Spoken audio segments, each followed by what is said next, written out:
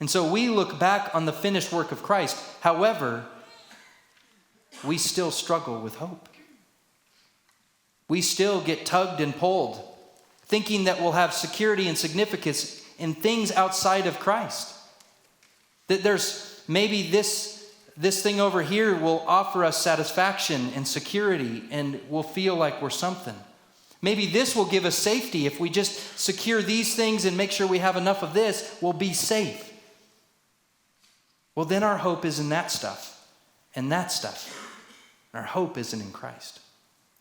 See, like those in Ezekiel's day, we can struggle with hopelessness. Right now, this morning, there are people here that are wondering, that are struggling with hope. And maybe you're not conscious of it, but maybe if you take a little inventory, you're hoping in other things besides the finished work of Jesus Christ on your behalf. And you're tempted to trust in those things and to hope in those things, which will not provide. But Paul, when he writes his letter to the Colossians, he identifies something about them. He says, I've heard about your faith and your love for one another because of the hope laid up for you in heaven. See, it was hope that animated everything else they did, because they believed beyond a shadow of a doubt that Jesus paid it all. And because of that, they were a new creation. They weren't bound to behave in the ways that they had. They weren't bound to trust in the things that they had been trusting in. And they knew that this life is a mist, and it would pass quickly. So however good it is or however bad it is, it's not very long. But there is a time in eternity where we now have life eternal because of Christ. And that's called hope. That we live in light of a future promise that he has made to us.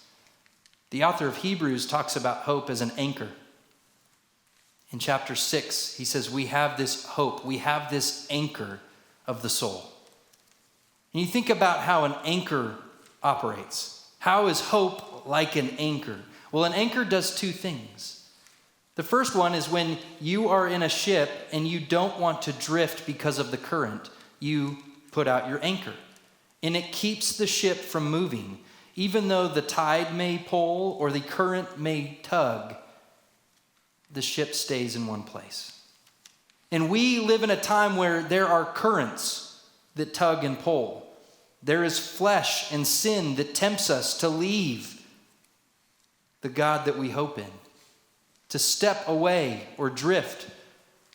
There are certainly ways in which our culture pulls us from that hope and tries to get us to hope and trust in other things. And so hope becomes that anchor when we hope in Christ. No matter how strong the current or the pull, we don't drift. If we hope in him. If we don't hope in him, then we'll drift all over, tossed to and fro.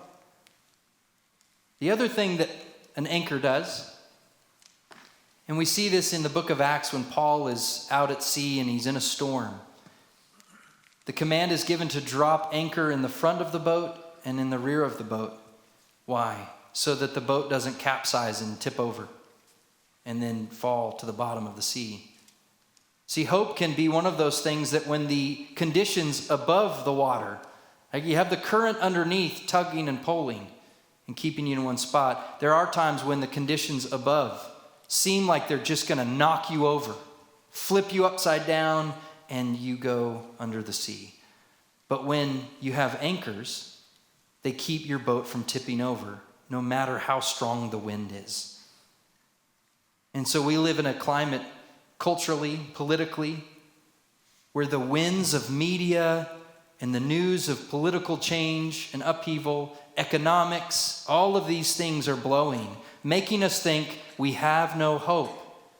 We're going to be toppled. We better secure for ourselves significance and identity. But when we have our hope in Christ, come what may, we're not going to tip. If we hope in Christ. So the question for us today, To what extent is our hope in Jesus? Because it may not be an all or nothing thing for you. Maybe you're like, I mostly hope in him. But there are times, there are certain things that kind of throw me off. Well, today can be a day of reset. Put your hope in the finished work of Jesus Christ, who lived and died and defeated death and rose again. He is our hope.